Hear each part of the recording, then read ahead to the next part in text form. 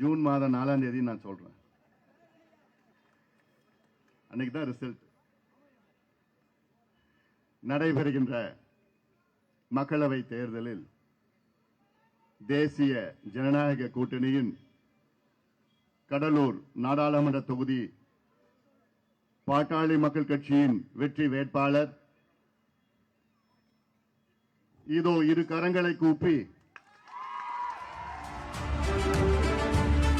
உங்களுக்கு சேவை செய்ய எனக்கு ஒரு வாய்ப்பு தாருங்கள், நான் இந்த மண்ணுக்கு சொந்தக்காரன், இந்த மண்ணையும் மக்களையும் நிச்சயமாக நான் காப்பாற்றுவேன், மக்களை நான் நிச்சயமாக முன்னேற்றுவேன், இவ்வளவு காலமாக என்னுடைய எழுத்து மூலமாக என்னுடைய திரைப்படங்கள் மூலமாக உங்களுக்கு நான் செய்தி சொல்லியிருக்கின்றேன்.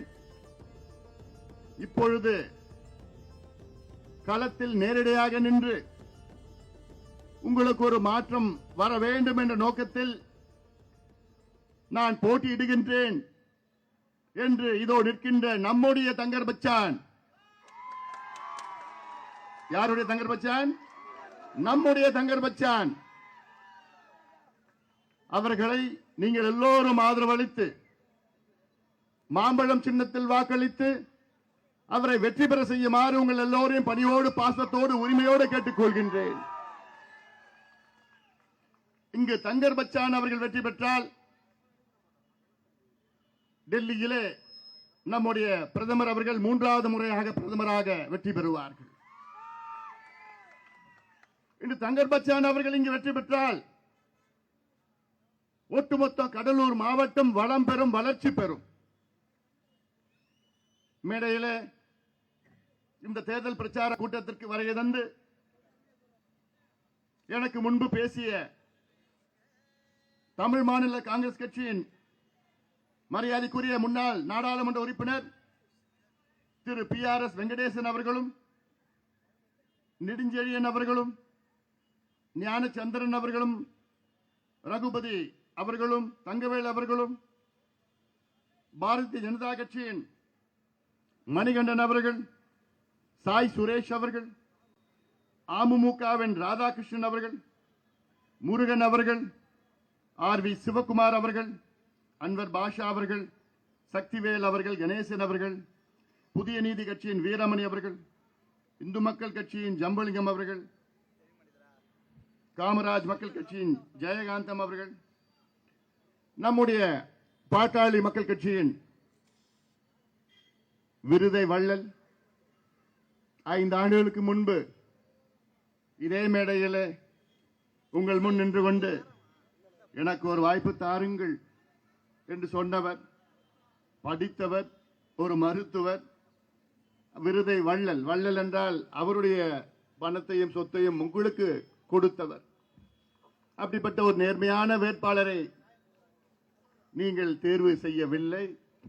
நம்முடைய மருத்துவர் RG அவர்களே, இந்த தேர்தல் கூட்டத்தை மிக சிறப்பாக நடத்தி கொண்டிருக்கின்ற பாட்டாளி மக்கள் கட்சியின் மாவட்ட செயலாளர் தம்பி சன் முத்துகிருஷ்ணன் அவர்களே, ஒருங்கிணைப்பாளர் ஆலயமணி அவர்களே, பழ தாமரைக்கண்ணன் அவர்களே, தட்சிணாமூர்த்தி அவர்களே, மாணவர் சங்கத்தின் தம்பி கோபிநாத் அவர்களே, போஸ் ராமச்சந்திரன் அவர்களே, PRP வெங்கடேசன் அவர்களே, சந்திரசேகரன் அவர்களே, ரமேஷ் அவர்களே, நிறைய இருக்கிறாங்க. மேடையில் இருக்கின்ற அனைத்து நம் கூட்டணி கட்சி நிர்வாகிகளே, இங்கே வெற்றி நிச்சயம் என்ற முழக்கத்தோடு வருகை தந்திருக்கின்ற என் தம்பிகளே, என் தங்கைகளே, என் சகோதரிகளே, தாய்மார்களே, பெரியோர்கள், தாய்மார்கள், அனைத்து கூட்டணி கட்சியின் தொண்டர்களே, ஊடக நண்பர்களே, உங்கள் அனைவருக்கும் இந்த அன்புமணி ராமதாசின் பணிவான வணக்கங்கள்.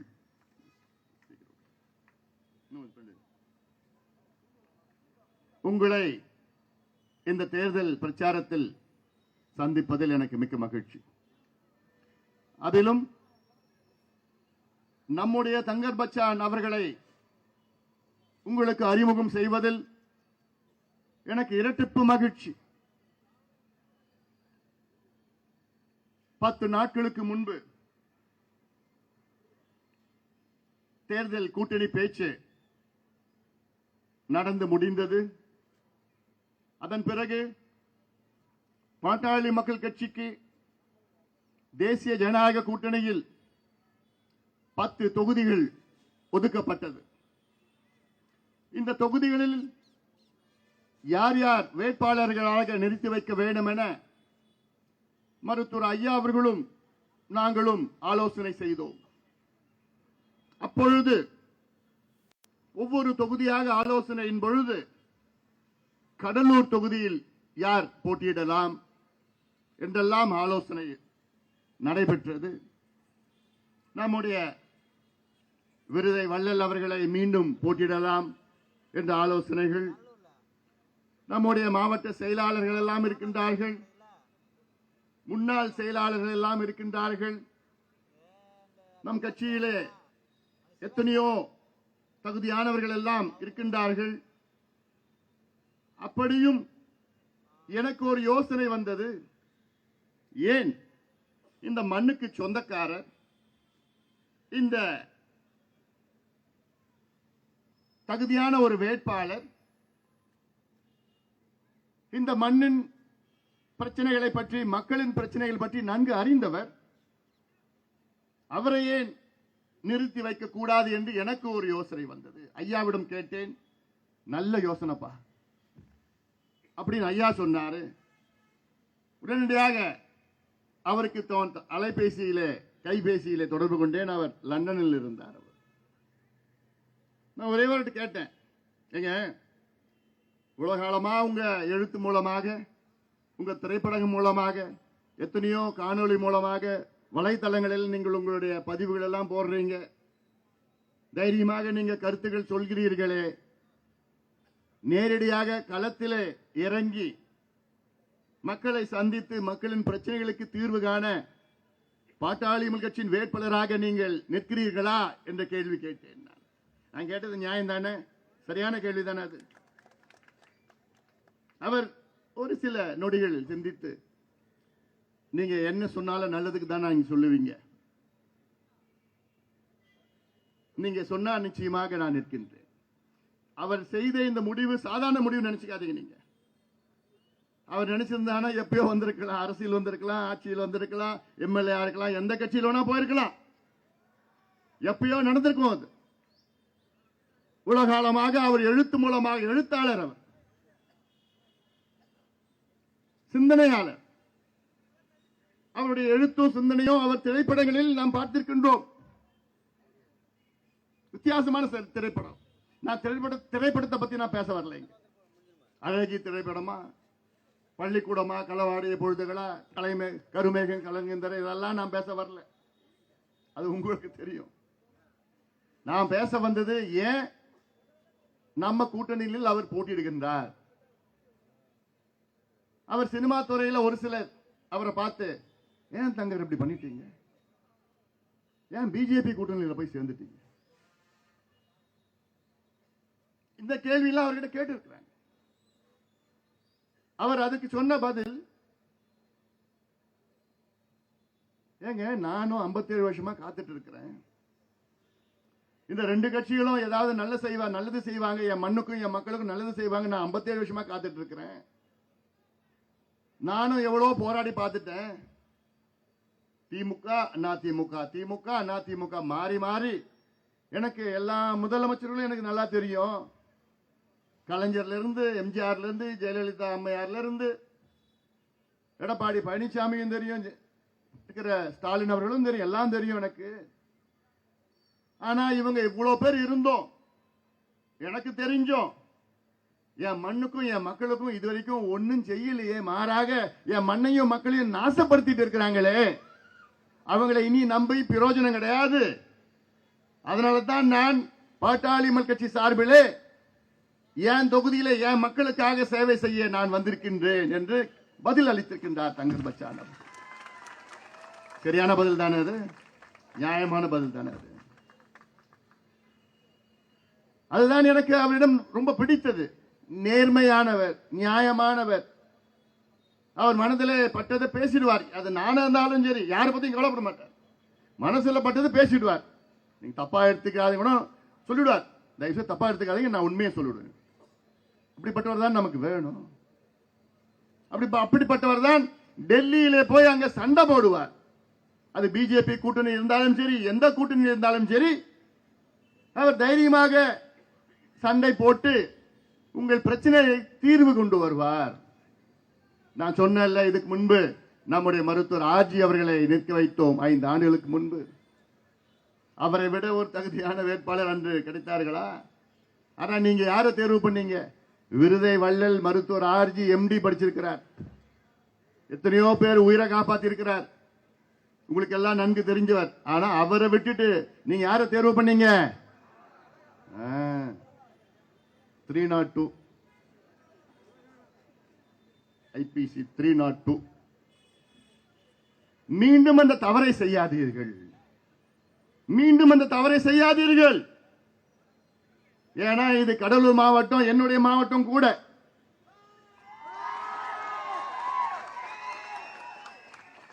தென்னார்காடு மாவட்டம். தென்னார்காடு மாவட்டம் எப்படி?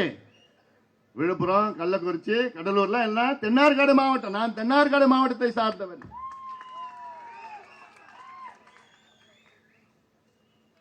என்னை பத்தி உங்களுக்கு நல்லா தெரியும். முதல் இந்த மண்ணில் எப்ப தெரியுமா நான் பேசினேன்? யாராவது சொல்லுங்க பார்க்கலாம். எப்ப சார்? தாமரை சொல்லு. ஞாபகம் வச்சிருக்க போல 25 ஆண்டுகளுக்கு முன்பு இங்கே கடலூர் டவுன் ஹாலிலே அப்பொழுதுதான் முதலில் நான் பேசினேன். எதுக்கு தெரியுமா பேசுறேன்? நானு இந்த சிப்காட் ரசாயன கழிவுகளால் இந்த பகுதி பாதிக்கப்பட்டிருக்கிறது. அப்பொழுது அந்த ஒவ்வொரு பகுதியா சென்று போராட்டங்கள் நடத்தி ஒவ்வொரு கிராமத்திற்கும் நான் சென்றேன். பசுமை தாயகம் சார்பிலே பசுமை தாயகம் தலைவராக அப்பொழுது நான் வந்தேன். அன்னையிலிருந்து இன்று வரை அந்த பிரச்சனைக்கு தீர்வு வரவில்லை.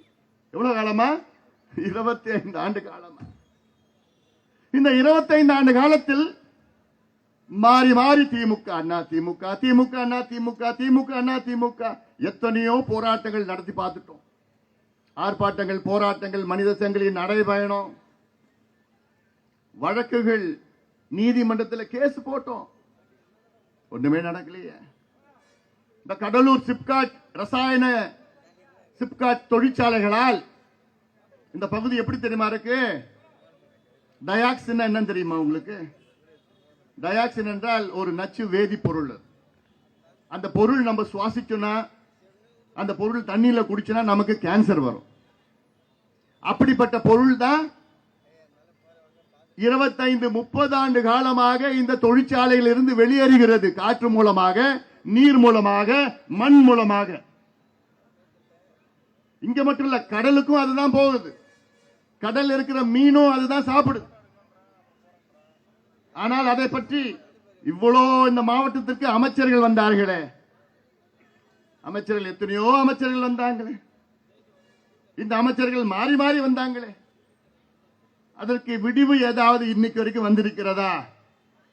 இல்ல. அந்த ஆதங்கம் தான் எனக்கு இருக்கிற ஆதங்கம் தங்கர் பச்சானுக்கு இருக்கு.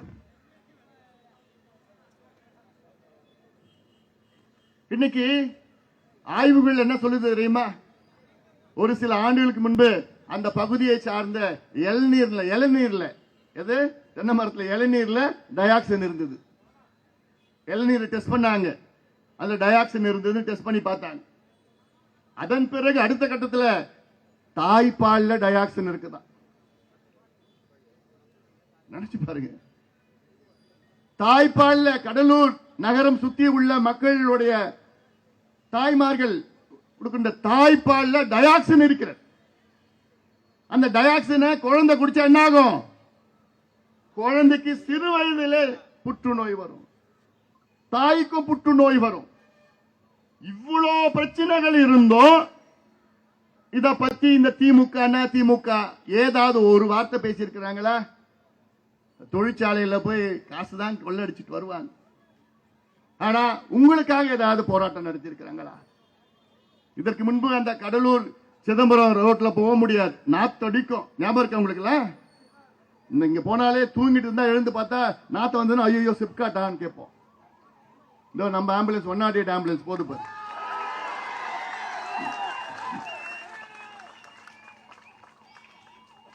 இந்த சிப்காட் நம்ம போராடி பாட்டாளி மக்கள் கட்சி போராட்டத்துக்கு பிறகுதான் பிறகு வரைவுரைகள் எல்லாம் கொண்டு வந்து இந்த நாத்தம் நிறுத்த வைக்கப்பட்டது. பாட்டாளி மக்கள் கட்சியில இன்னைக்கு வரையும் நாத்தம் வந்திருக்கும். அந்த பக்கம் கேஸ் போட்டோம், சுப்ரீம் கோர்ட் வரைக்கும் போட்டோம். நம்ம இதெல்லாம் நினைச்சு பாருங்க. நீங்க கடலூர் வாழ்கின்ற மக்களே என்கிட்ட வரத்துக்கு முன்னாடி சொன்னாங்க, கடலூர் நகரத்துல 1 லட்சம் ஓட்டு இருக்குது. அவங்க யோசிப்பாங்க, என்ன யோசிக்க போறீங்க நீங்க தெரியல. கொள்ளக்காரங்களையும் கொண்டு வர போறீங்களா மறுபடியும்? நல்லவர்களை கொண்டு வாருங்கள்.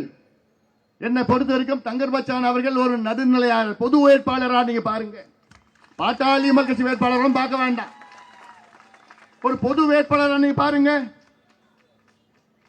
ஜாதி மதம் இனம் மொழி எல்லாத்தையும் கடந்து, கட்சிகள்லாம் கடந்து ஒரு பொது வேட்பாளர், கடலூர் தொகுதியில் உள்ள பொது வேட்பாளர் தங்கர் பச்சான் அவர்கள். அவர் உங்களுக்கு பாட்டாளி மகிழ்ச்சி வேட்பாளர் தான் உங்களுக்கு அப்படி கொஞ்சம் சிலுக்குது. சரி, பொது வேட்பாளரை பார்த்துங்க. ஏன்னா அவர் எல்லாத்துக்கும் தான் சொந்தக்காரர், இந்த மாவட்டத்தினுடைய சொந்தக்காரர். இந்த மாவட்டத்தில் சரி நான் கேட்கிறேன், கடலூர் மாவட்டம்னு இது வரைக்கும் யாராவது சினிமாவில் எடுத்திருக்காங்களா? சரி, இந்திய திரைப்படம் 100 ஆண்டுகள் பழமையானது திரைப்படம். இந்த 100 வருஷத்துல கடலூர் மாவட்டம் அப்படின்னு ஏதாவது ஒரு சினிமாவில் வந்திருக்காம? நீங்க பார்த்திருக்கீங்களா, கேள்விப்பட்டிருக்கீங்களா? சினிமாவில் என்னென்ன வரும்? தென்பாண்டி சீமையில மதுரை வரும், கொங்கு பகுதி வரும், சென்னையில சென்னை பாஷை வரும், மற்ற எல்லா பகுதியிலும் வரும். ஆனா தங்கர் பச்சான் அவர்கள் தான் தைரியமாக கடலூர் பத்தி, கடலூர் மண்ணை பத்தி, கடலூர் வாழ்வியலை பத்தி, கடலூர் மக்களுடைய வாழ்வியலை பத்தி தைரியமாக திரைப்படங்களில் கொண்டு வந்து இன்னைக்கு கடலூர்னா உலகம் முழுவதும் தெரியறதற்கு காரணம் நம்ம தங்கர் பச்சான். நம்ம தங்கர் பச்சான், உங்க தங்கர் பச்சான். இதெல்லாம் உங்களுக்கு எவ்வளவு பெருமையா நீங்க பார்க்கணும் அவரை. அது நீங்க பெருமைப்படணும். உங்களுக்கு நாங்க இந்த வாய்ப்பை தரணும், இந்த வாய்ப்பை நீங்க பயன்படுத்திக்கங்க. அவரை விட்டுட்டு வேற யாராவது வேட்பாளரை தேர்வு பண்ணீங்கன்னா நாசமா போயிடும். நான் உண்மையா நான் உணர்ந்து சொல்றேன். நான் உங்களை சொல்ல, இந்த மாவட்டம். ஏன்னா நான் 3 ஆண்டு காலம் நான் இந்த மாவட்டத்துக்கு எங்க ஐயா 30 ஆண்டு காலம் வந்து போராட்டம் செஞ்சு ஆர்ப்பாட்டம் செஞ்சுட்டு இருக்கிறார். எங்களுக்கு தெரியும் எவ்வளவு வலிக்குது, எங்களுக்கு தெரியும், எனக்கு தெரியும் வலிக்குது. இந்த 3 ஆண்டு காலமாக ஒவ்வொரு மாதமும் நாங்க வந்துட்டு இருக்கிறேன், இந்த மண்ணுக்கு வந்துட்டு இருக்கிறேன். இது தேர்தலுக்காக, ஓட்டுக்காக, அரசியலுக்காக நான் வரல. நான் உங்களை காப்பாற்றணும், உங்க பிள்ளைகளை காப்பாற்றணும், உங்க வருங்கால சந்ததியினரை காப்பாற்றணும். அதான் என்னுடைய வேலையா நான் பார்க்கிறேன், என்னோட கடமையா நான் பார்க்கிறேன். அழிச்சிட்டு இருக்கிறாங்க இந்த மண்ணை. ஒரு பக்கம் சிப்காட் அடிச்சு முடிச்சுட்டாங்க. சொன்ன தாய்ப்பால்ல டயாக்சின் வருதுன்னா இது சாதாரண செய்தி. அதெல்லாம் இந்த செய்தி உங்களுக்கு யாருக்காவது தெரியுமா? சொல்ல மாட்டானுங்க. சொன்னா நீங்க தொடப்பக்கட்டையால அடிப்பீங்க அவங்கள. சொல்ல மாட்டானுங்க. எங்க நீங்க அடிக்க போறீங்க? எனக்கு கோபம் வருது, உங்களுக்கு வருதா இல்லைன்னு தெரியல எனக்கு. சரி, இது தேர்தல் கூட்டம், நான் வேற கொஞ்சம் எமோஷனல் ஆகக்கூடாது. பொதுவாக நீங்க தான் எமோஷனல் ஆவீங்க. இந்த மாவட்டத்தில் நம்முடைய மீனவர்கள் நண்பர்கள் எல்லாம் இங்கே அதிக அளவில் இருக்கின்றார்கள். அவர்களும் ஆண்டுதோறும் பிரச்சனை, அதே வாக்குறுதி, ஆனா ஒண்ணு நடக்காது. தங்கர் பச்சான் அவர்கள் மீனவர் சமுதாயத்தை சார்ந்த பிரச்சனைகள் நன்கு அறிந்தவர். அவருடைய நெருங்கிய நண்பர்கள் எல்லாம் யாரு? நிறைய பேர் மீனவர் சமுதாயத்தை சார்ந்தவர், நெருங்கிய நண்பர்கள். அவருடைய திரைப்படங்களில் எத்தனையோ பிரச்சனை கொண்டு வந்திருக்கிறார். மீண்டும் மீண்டும் சொல்றதுன்னா என்ன, அவர் பார்த்து பார்த்து பொறுத்து பொறுத்து பார்த்தார். எழுத்து மூலமா பார்த்தார், முயற்சி பண்ணி பார்த்தார், சினிமா மூலமா எடுத்து பார்த்தார், ஒன்றும் நடக்கல. பிறகு அவர் களத்தில் இறங்கி, சரி நானே பார்க்கிறேன், அவருக்கு ஒரு வாய்ப்பு நீங்க கொடுக்கணும். என்எல்சி சம்பந்தமான பிரச்சனை, நெய்வேலி லிக்னைட் கார்பரேஷன் 66 ஆண்டு காலம் இந்த நிலக்கரி சுரங்கம் இந்த மாவட்டத்தை நாசம் செய்து கொண்டிருக்கிறது. நான் உலகம் முழுவதும் சென்றவன், உலகத்தில் உள்ள முன்னேற்றங்கள் எல்லாம் எனக்கு நன்றாக தெரியும். உங்களுக்கு எது நல்லது கெட்டது என்று எனக்கு நன்றாக தெரியும்.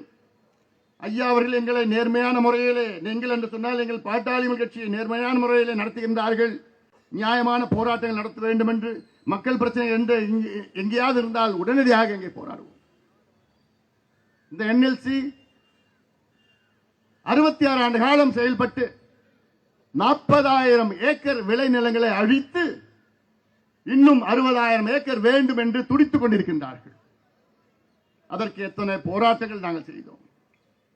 அந்த காலத்தில் போராட்டம் செய்த காரணம், என்எல்சியில் நிலம் கொடுத்தவருக்கு வேலை வேண்டும், நிலம் கொடுத்தவருக்கு இழப்பீடு கூடுதலாக வேண்டும் என்று.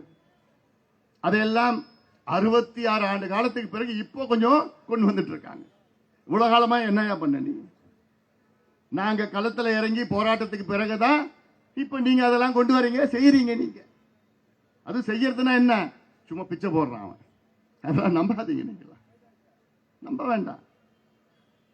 ஏன்னா அதை பத்தி, என்எல்சி பத்தி நான் நிறைய 1 மணி நேரம் பேசணும். நான் அது நிறைய உங்களுக்கு தெரியும். இங்க கூட்டம் போட்டேன், எல்லாத்துலயும் கூட்டம் போட்டு போராட்டம் எல்லாம் நடத்திட்டு, பூட்டு போடுற போராட்டம் எல்லாத்தையும் நடத்திட்டு போயிட்டோம் அதெல்லாம். ஆனாலும் நான் உங்ககிட்ட சொல்றது எல்லாம், என்எல்சியோட தேவைகள் பூர்த்தி செய்யப்பட்டிருக்கிறது. என்எல்சி மொத்தம் உற்பத்தி 2,900 மெகாவாட். தமிழ்நாட்டினுடைய மொத்த உற்பத்தி தனியார் அரசு சேர்ந்து 36,000 மெகாவாட். தமிழ்நாட்டு மக்களுடைய தேவைகள் 18,000 மெகாவாட். என்எல்சியோட உற்பத்தி 2,800 மெகாவாட். இங்க நெய்வேலியில், திருநெல்வேலியில் ஒன்று வச்சிருக்கிறாங்க, அங்க ஏதோ 2,000 மெகாவாட். இங்க இருக்கிற உற்பத்தியில தமிழ்நாடு கொஞ்சம் கொடுக்கறான், தெலுங்கானா கொடுக்கறான், ஆந்திரா கொடுக்கறான், கர்நாடகா கொடுக்கறான், கேரளா கொடுக்கறான். ஆனா மண் யாருடைய மண் எடுக்கிறான்? நம்ம மண் எடுக்கிறான். அந்த மண்ணில் என்ன விளையுது? சோரியா, சோறு. கடந்த ஆண்டு பார்த்தோம்ல, அந்த புல்டோசர் வச்சு அந்த நெல்லை அப்படியே அழிச்சு தரமட்டமாக்க. நான் ஏதாவது காட்சிகள்லாம் பார்த்து எனக்கு தூக்கம் வரல. உங்களுக்கு தூக்கம் வந்ததா எனக்கு தெரியல. எனக்கு தூக்கம் வரல. சென்னை உயர் நீதிமன்ற நீதிபதிக்கு தூக்கம் வரல. மனசாட்சி இல்லை அவனுக்குலாம். உடனே அதுக்கு ஒரு எதிர்வாதம். அங்க நிறைய பேர் வேலை செய்யறாங்க. எவ்வளவு பேர் வேலை செய்யறாங்க? நிரந்தர வேலை எத்தனை பேர் கொடுக்கறாங்க? ஒரு 9,000 பேர் இருப்பாங்க நிரந்தர வேலை. 6,000 பேர் நிரந்தர வேலை, 6,000 பேர். தற்காலிக வேலை ஒரு 13,000 பேர் இருப்பாங்க.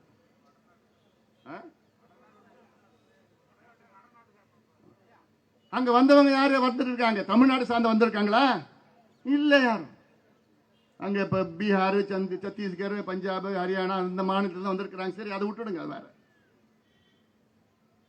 இப்போ நம்முடைய மண்ணை அழிச்சு நம்முடைய மக்களை விரட்டி, நம்ம மக்கள் அடையாளங்கள்லாம் என்ன? மக்களுடைய அடையாளம் எங்க?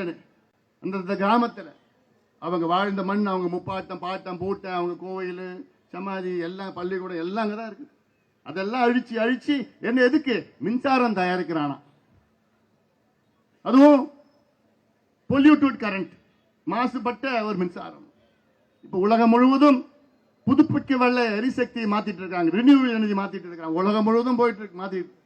ஆனா இங்கவன் எனக்கு இப்படிதான் இருப்பேன், இப்படிதான் மாத்திக்க மாட்டேன். சரி, நான் ஒரு யோசனை கொடுக்குறேன். 20,000 பேர் வேலை செய்யறீங்கன்னு சொல்றாங்க. இப்ப என்எல்சியில அங்க அழிச்சது 40,000 ஏக்கர் அழிச்சுட்டான். அங்க 40 ஏக்கர்ல இன்னைக்கு புல்லு பூண்டு வராது, அதுல அழிச்சு முடிச்சுட்டான்.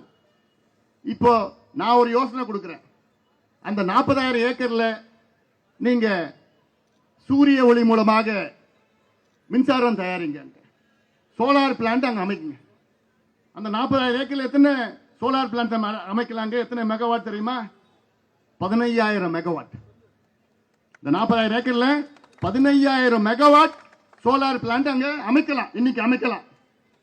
இதே 20,000 பேர் அங்க வேலை செய்யலாம். ஒரு பிடி மண்ணு கூட தேவைப்படாது. இப்ப உற்பத்தி செய்கின்ற மின்சாரத்தை விட 5 மடங்கு அதிக மின்சாரம் இன்னைக்கு தயாரிக்கலாம். நான் சொல்ற யோசனை நியாயமான யோசனை தானே? இது ஏன் செய்யக்கூடாது? ஏன் செய்யக்கூடாது? செய்வாங்களா? ஏன்னா திமுக அரசும் என்எல்சிக்கும் என்ன சம்பந்தம்னு தெரியல. இங்க இருக்கிற அமைச்சருக்கும் என்எல்சிக்கும் என்ன சம்பந்தம்னு உங்களுக்கு தெரியும். ஆனா அதை பத்தி எனக்கு கவலை கிடையாது. எனக்கு என் மண்ணையும் மக்களையும் காப்பாற்றணும். 40 ஆண்டுகளுக்கு முன்பு இங்க 8 அடியில இருந்த நீர் இன்னைக்கு 800 அடிக்கு போயிடுச்சு. இன்னும் என்எல்சி இங்க இருந்ததுன்னா 1500 அடி முடிஞ்சு போச்சு. அவ்வளவுதான். நீங்க விவசாயத்தை விட்டுடுங்க, குடிக்கிறது தண்ணி இருக்காது. கடலூர் மாவட்டம்னா தமிழ்நாட்டினுடைய வடிகால். தமிழ்நாட்டில் அதாவது பெங்களூர்ல மழை பெஞ்சா கடலூர்ல வெள்ளம் வரும். ஏற்காடுல மழை பெஞ்சதுன்னா கடலூர்ல வெள்ளம் வரும். சேலத்துல மழை பெஞ்சதுன்னா கடலூர்ல வெள்ளம் வரும். மேற்கு தொடர்ச்சி மலையில மழை பெஞ்சதுன்னா இங்க வெள்ளம் வரும். ஏன்னா இங்க 5 ஆறுகள் கடலூர்ல போய் சேருது. மடல்ல போய் இங்கதான் சேருது. தென்பெண்ணையார் வரப்ப பார்த்தோம். கெடிலம் ஆறு, வெள்ளாறு, கொள்ளிடம் ஆறு, இப்படி எல்லாம் இங்கதான் வடியுது. இந்த மாவட்டத்தில் வடியுது. ஆனா இந்த ஆத்துல தடுப்பணை கட்டணும்னு எவ்வளவு காலமா கோரிக்கை வச்சிருக்கிறோம். அதை பத்தி அமைச்சருக்கும் கவலை இல்லை, அதிகாரிகளுக்கும் கவலை இல்லை, ஆட்சியாளருக்கும் கவலை கிடையாது. சரி, இதெல்லாம் நான் இந்த மாவட்டத்தின் பிரச்சனை பத்தி நான் பேசுறேன். இன்னும் எவ்வளவு பிரச்சனை இருக்கு. முந்திரி பிரச்சனை இருக்குது, பலா பிரச்சனை இருக்குது, அந்த பக்கம் சைமா பிரச்சனை இருக்குது, வள்ளலார் பிரச்சனை இருக்கு. வள்ளலார் கோவில்ல போய் கை வைக்கிறாங்கன்னா இவங்கெல்லாம் எப்படி போவாங்கன்னு பாரு. சாதாரணமா நான் சொல்லல. நான் வள்ளலார் நம்முடைய கடவுள். அந்த இடத்தை ஏதோ கையகப்படுத்தி நீங்க வள்ளலார் சர்வதேச மையம் அமைக்க போறீங்களா? நீங்க அமைச்சிட்டு போங்க. இங்க கடலூர்ல இங்க அமையுங்க, சென்னையில் அமைச்சிட்டு போங்க, உலகத்தில் எல்லா நாடுகளிலும் அமையுங்க. வள்ளலார் நமக்கு கொடுத்த, அதாவது மக்கள் அவருக்கு கொடுத்த அந்த பெருவழி இடத்தை கையகப்படுத்தி அங்க 70 ஏக்கர் எடுத்துக்கிட்டு அதுல காம்ப்ளெக்ஸ் கட்ட போறாங்க. நீங்க வேற இடம் பார்த்துக்குங்க. இன்னைக்கும் நான் சொல்றேன், அந்த பிரச்சனைக்கு முதல் குரல் கொடுத்தது பாட்டாளி மக்கள் கட்சி, போராடுறது பாட்டாளி மக்கள் கட்சி. இதெல்லாம் நினைச்சு பாருங்க. தொடர்ந்து இந்த கடலூர் மக்களுக்கும் மண்ணுக்கும் பாட்டாளி மக்கள் கட்சி மட்டும்தான் தொடர்ந்து உங்க கூட வந்துட்டு இருக்குது. ஆனா நீங்க என்ன பண்றீங்க? கடந்த சட்டமன்ற தேர்தலில் நெய்வேலியில் 200 ஓட்டுல தோக்குறோம், விருதாச்சலத்தில் 300 ஓட்டுல தோக்குறோம். அப்படி அதை பத்தி எனக்கு கவலை இல்லை. எனக்கு வெற்றி தோல்வி எல்லாம் பெருசு கிடையாது. எங்களுடைய கொள்கைகள் லட்சியம் தான் பெருசு. இந்த மாவட்டத்தில் வெள்ளம் வரும், இந்த ஆறுகள் இங்கே கடல்ல கலந்து வெள்ளம் வரும், அல்ல புயல் வரும். தானே புயல் வந்தது. அப்போ யார் வந்து உங்களுக்கு உதவி செய்தா? பாட்டாளி முயற்சி. நம்ம தங்கர் பச்சான் அவர்கள் ஊரா வந்து உங்களுக்கு சோறு பொங்கி போட்டாரு. அப்போ இந்த 2 கட்சி வேட்பாளர்கள் வந்தாங்களா? காங்கிரஸ்ல விஷ்ணு பிரசாதும், தேமுதிக வேட்பாளர் சிவக்கொழுந்தும் வந்து உங்களுக்கு ஏதாவது உதவி பண்ணாங்களா? அப்போ தானே புயல் வந்தப்போ இல்லையே. தங்கர் பச்சான் தானே இருந்தார். அப்போ இன்னைக்கும் தங்கர் பச்சான் தானே இருக்கிறாரு. அப்ப இதுக்கு மேல நீங்க புரிஞ்சுக்கலன்னா அப்புறம் நான் ஒண்ணுமே செய்ய முடியாது. தூங்குறவங்களை எழுப்பலாம், ஆனா தூங்குறவங்க நடிக்கிறவங்களை எழுப்ப முடியாது. நீங்க தூங்குறீங்களா? தூங்குற மாதிரி நடிக்கிறீங்களா? அதுவும் குறிப்பாக நான் கடலூர் நகர மக்களை நான் கேட்கின்றேன். எனக்கு ஆசை என்ன?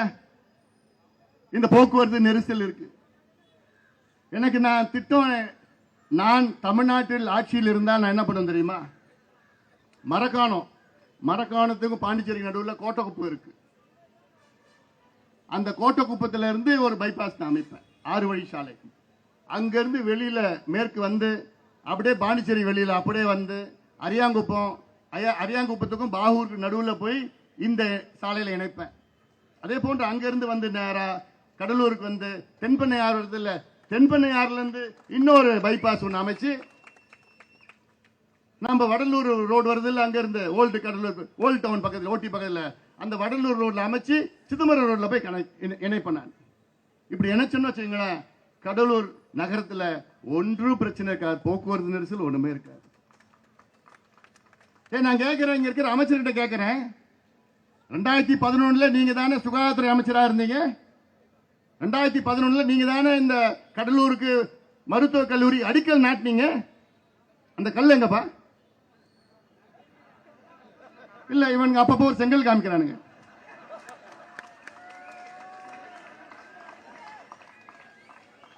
அந்த கல்லை தேடி கண்டுபிடிச்சு கொடுக்க பாருங்க. திருடு போச்சா?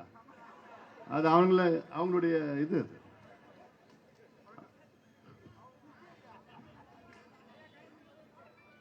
அப்போ இப்ப மீண்டும் நீங்க ஆட்சிக்கு வந்திருக்கிறீங்க, எங்கயா மருத்துவக் கல்லூரி? அப்போ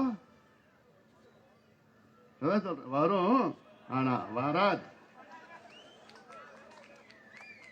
அப்போ ஏதாவது ஒரு வசனம் பேசிட்டு போலாம். இந்த என்எல்சியில நிலத்தை கையகப்படுத்தி அந்த என்எல்சி பாவிங்க கிட்ட ஒப்படைக்கணும்னு அதிக துடிச்சவர் யார் தெரியுமா? தமிழ்நாட்டின் வேளாண் துறை அமைச்சர். பாருங்க, ஒரு வேளாண் துறை அமைச்சருடைய வேலை என்ன?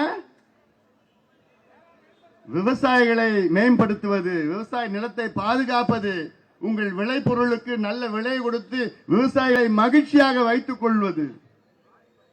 ஆனா அதெல்லாம் ஒண்ணுமே செய்யாம என்எல்சி கிட்ட நம்ம நிலத்தை, நம்ம பாட்டம் பூட்டன் நமக்கு சோறு போட்ட அந்த நிலத்தை கையப்படுத்தி மிரட்டி உருட்டி போலீஸ வச்சு உருட்டி புட்டிங்கி எடுத்து என்எல்சி காரன் கொடுத்து அவன் அந்த நிலத்துல இருக்கிற நிலக்கரி எடுத்துக்கிட்டு அதை எரிச்சு எல்லாத்துக்கும் கரண்ட் கொடுக்கறான், கொஞ்சோண்டு நம்ம பிசிறு கொடுக்கறான்.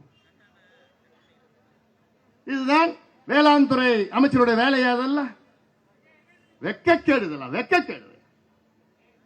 எத்தனையோ அமைச்சர்கள் இதுக்கு முன்பு, அந்த கட்சி அமைச்சர்கள், இந்த கட்சி அமைச்சர்கள், இதெல்லாம் சிந்தித்து பாருங்கள்.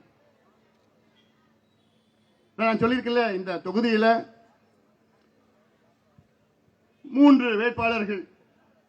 ஒன்று நம்முடைய தங்கர் பச்சான் அவர்கள்,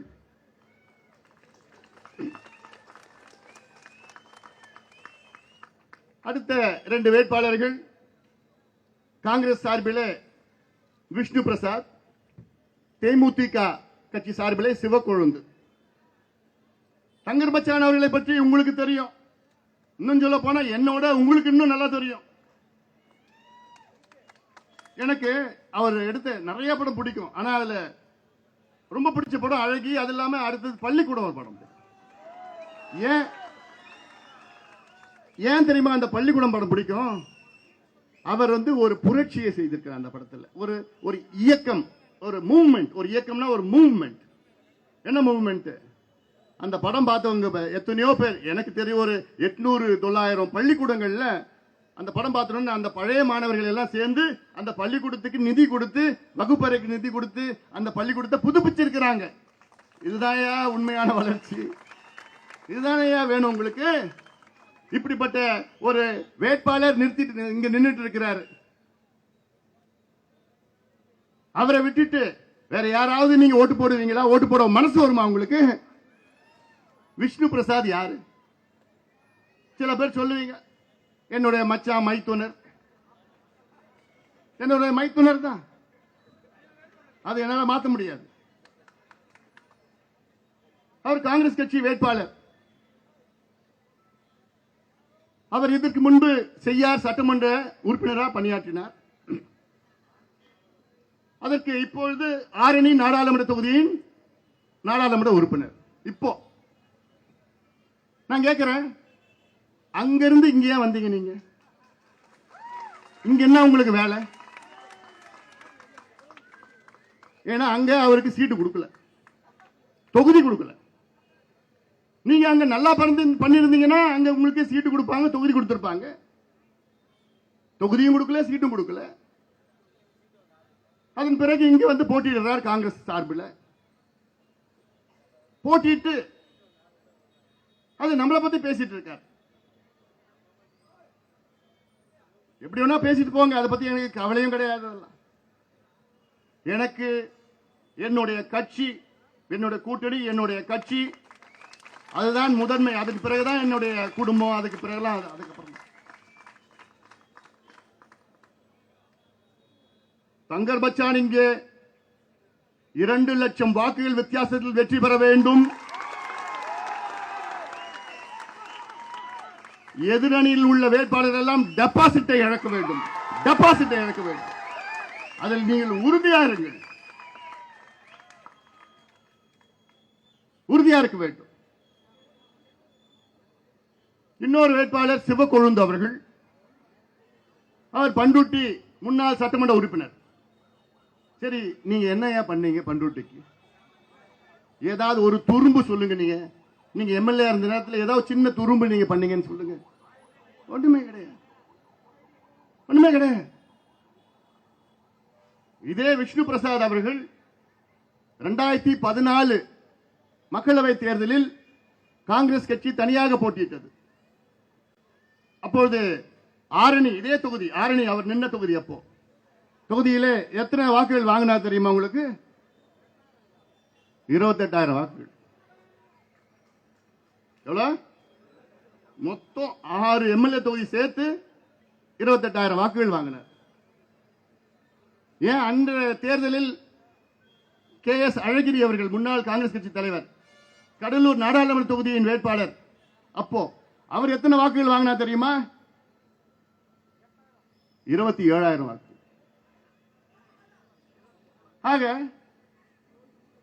அவர்கள் எல்லாம் இங்கே போட்டியிடுகிறார்கள். நேற்று ஒரு நிகழ்ச்சியில் பேசுறார் விஷ்ணு பிரசாத் அவர்கள், இந்த கல்யாணத்தில் மாப்பிள்ளை நான் தான், ஆனா நான் போட்டிருக்கிற சட்டம் அமைச்சர் தான். அமைச்சர் அவர் பிள்ளைக்கு அந்த சட்டம் முதல்ல வாங்கி கொடுக்கலான்னு பார்த்தாரு. அவர் பிள்ளைய மாப்பிள்ளை ஆக்கலான்னு பார்த்தாரு, முடியல. ஆனா உண்மையான மாப்பிள்ளை யாரு? நம்ம தங்கர் பச்சான் தான், இந்த தொகுதியின் மாப்பிள்ளை.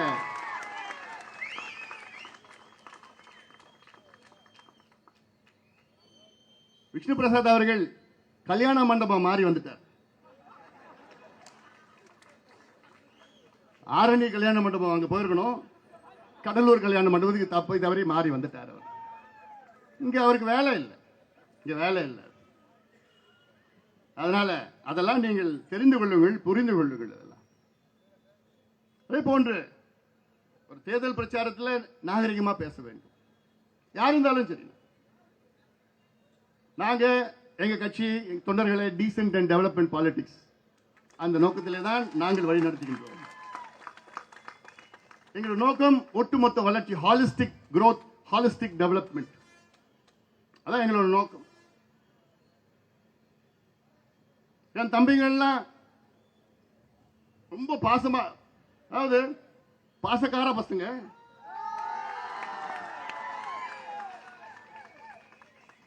எவ்வளவு பாசம் இருக்குதோ அந்த அளவுக்கு கொஞ்சம் உள்ள கோபமா இருக்கும்.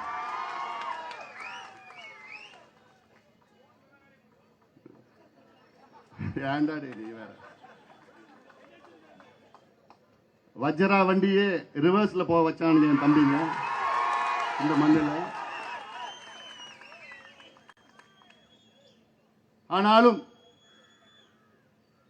நான் உங்களிடம் மீண்டும் மீண்டும் கேட்கின்றேன், நம்முடைய தங்கர் பச்சான் அவர்களை நீங்கள் தேர்வு செய்யுங்கள். நல்ல நேர்மையானவர், நல்ல ஒரு துடிதுடிப்பானவர். அவர் மனதிலே ஆழமாக சமூக நீதி என்ற ஆழமான கருத்து உணர்வு இருக்கிறது. சமூக நீதி என்று இருக்கிறது.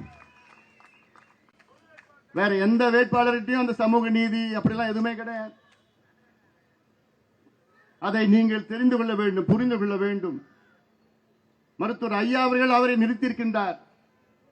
மருத்துவர் ஐயா அவர்கள் அவருக்கு வாய்ப்பு கொடுத்திருக்கின்றார். மருத்துவர் ஐயா அவர்கள் இன்று 44 ஆண்டு காலம் உழைத்து சமூக நீதிக்காக, நீர் மேலாண்மைக்காக, கல்விக்காக, வேலை வாய்ப்புக்காக, எல்லாவற்றுக்கும் மேல் வேளாண்மைக்காக, விவசாயத்திற்காக உழைத்துக் கொண்டிருக்கின்ற மருத்துவர் ஐயா அவர்களை உங்களுடைய வேட்பாளரை நிறுத்தி வைத்திருக்கின்றார். தங்கர் பச்சான் பொது வேட்பாளர். இன்னும் எவ்வளவு அரசியல் பேச வேண்டியது எனக்கு ஆசையா இருக்கு. என்ன நான் அடுத்தது பண்ருட்டி போகணும், திட்டுக்குடி போகணும், முடிக்கணும். திமுக அண்ணா திமுக பத்தி இன்னும் பேசவே இல்லை. அது பேசணும்னா 1 மணி நேரம் ஆகும். ஏன்னா இப்போ அண்ணா திமுக எடப்பாடி பழனிசாமி அவர்கள் ஏதோ நம்ம துரோகம் பண்ணிட்டோம் அப்படின்லாம் சொல்லிட்டு வர்றார். நாங்க ஒன்றும் துரோகம் பண்ண மாட்டோமா? நாங்க மற்றவங்களை வாழ வைப்போம். எங்களுக்கு துரோகம்னா என்னன்னு தெரியாது. எங்களுக்கு உங்களை தான் ஒவ்வொரு முறையும் உங்க கட்சிக்கு நாங்கள் உயிர் கொடுத்தோம். ஒவ்வொரு முறையும் உயிர் கொடுத்தோம். 98 உயிர் கொடுத்தோம், 2001 உயிர் கொடுத்தோம், 2009 உயிர் கொடுத்தோம், 2019 எடப்பாடி பழனிசாமி அவர்களை 2 ஆண்டு காலம் முதலமைச்சராக தொடர வைத்தது பாட்டாளி மக்கள் கட்சி. நீங்க மறக்காதீங்க, நீங்க மறக்காதீங்க. நாங்க பத்திரம் கொடுத்துட்டோமோ, அதனால நாங்க வெளியில ஏறிட்டோமா? நாங்க என்ன எங்க கட்சி உங்களுக்கு தாரவாதத்தை கொடுத்துட்டோமா? பாண்டு பேப்பர் எழுதி கொடுத்துட்டோமா? எங்க கட்சியை தொடங்கினது ஐயா தொடங்கினது, எங்க கட்சியை நம்ம கட்சி தொடங்கினது காரணம் என்ன? பாட்டாளி கட்சி ஆட்சியில் வர வேண்டும், ஆள வேண்டும். திமுக அண்ணா திமுக மாறி மாறி ஆள வேண்டும்னு எங்களுக்கு எண்ணமும் கிடையாது, எங்களோட லட்சியமும் கிடையாது. உங்களுக்கு ஒவ்வொரு முறையும் உங்களுக்கு எங்களை தோல்ல சுமந்து தூக்கிட்டு போயிட்டு உங்களை முதலமைச்சர் ஆக்கிட்டு அதுக்கப்புறம் ஐயா எங்களுக்கு 10% போடுங்க ஐயா, ஐயா ஜாதிவாரி கணக்கெடுப்பு நடத்துங்க ஐயா, ஐயா இந்த மதுவை ஒழியுங்க ஐயா, ஐயா எங்க தடுப்பணைகளை கொஞ்சம் கட்டுங்க ஐயா, ஐயா விவசாயிகளுக்கு ஏதாவது கொஞ்சம் விலையை கொஞ்சம் ஏத்தி போடுங்க ஐயா, நெல்லுக்கு கொஞ்சம் விலை கொடுங்க ஐயா, கரும்புக்கு கொஞ்சம் விலை கொடுங்க ஐயா, இப்படின்னு ஒவ்வொரு முறையும் மாத்தி மாத்தி உங்ககிட்ட கெஞ்சிட்டு இருக்கிறோமே. போதுண்டா, கெஞ்சினது போதுண்டா. அதனால்தான் இந்த முடிவு எடுத்திருக்கிறோம். திமுக அண்ணா திமுக இரண்டும் வேண்டாம், ஒதுக்குங்க. 57 ஆண்டு காலம் இரு கட்சிகள் ஆட்சி செய்தது போதும், ஒரு மாற்றம் வர வேண்டும். அந்த மாற்றம் இந்த கடலூரில் தொடங்கட்டும். நம்முடைய அருமை சகோதரர் என்னுடைய அன்பு அண்ணன் தங்கர் பச்சான் மூலமாக தொடங்கட்டும்.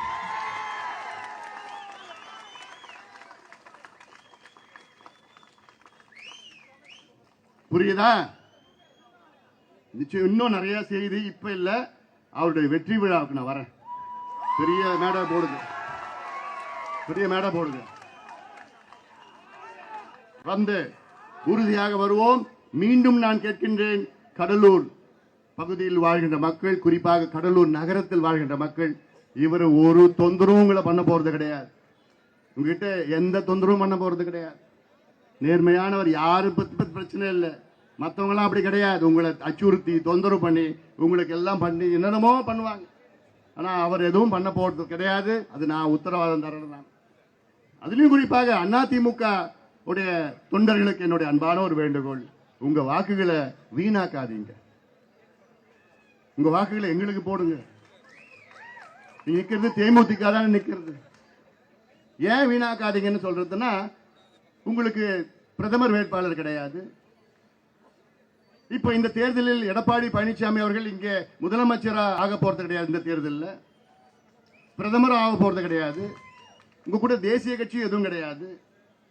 ஏதோ நிக்கிறீங்க நீங்க, அவ்வளவுதான். அதனால உங்களுடைய எதிரி யாரு? திமுக தானே. அதே நிலையில் தான் நாங்களும் இருக்கின்றோம். இந்த ஆட்சி அதிகாரத்தை முடிக்க வேண்டும் என்ற நோக்கத்தில் நாங்கள் இருக்கின்றோம். அதனால தான் மீண்டும் நான் கேட்கிறேன், அதிமுக நிர்வாகிகள் தொண்டர்களுக்கும் நம்முடைய தங்கர் பச்சான் அவர்களுக்கும், உங்க வாக்குகளும் போடுங்க, எல்லா பொதுமக்களும் போடுங்க, எல்லா சமுதாயம், எல்லா மதத்தை சார்ந்தவர்கள், எல்லா தொழிலை சார்ந்தவர்கள் அத்தனை பேரும் இதோ நிற்கின்ற தங்கர் பச்சான் அவர்கள் பொது வேட்பாளர் தங்கர் பச்சான் அவர்களை நீங்கள் எல்லாம் மாம்பழம் சின்னத்தில் வாக்களித்து அவரை வெற்றி பெற செய்யுமாறு எல்லோரையும் பணியோடு பாசத்தோடு கேட்டுக்கொண்டு நன்றியோடு விடைபெறுகின்றேன். வணக்கம்.